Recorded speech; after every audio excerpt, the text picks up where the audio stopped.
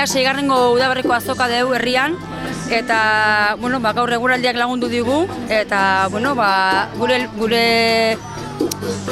nahia izaten da bertako produktuak saltzea, bai herrikoak eta baita ere inguruko produktuak, eta herrian giroa jartzea.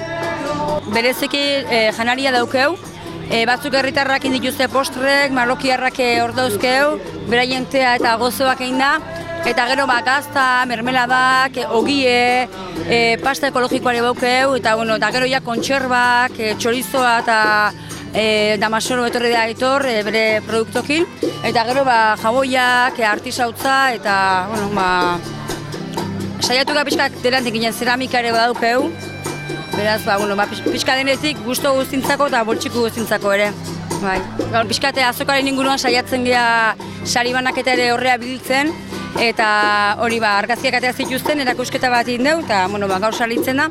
Eta normalean musika eukitzen dugu, CD bat edo jarri edo, eta musika horrez, baina, zuzenean musika entzuteak ebauke bere koxotasune, eta aurten hemen Latinoamerika Euskal Herria fusio bat egin dugu, eta hori hemen disfrutatzen. Jende pixka badabil, ez da azoka jendetsua, baina herritarrak etortzen die, eta orduan, etortzen dienak zerbait erosten badute, dena gustora.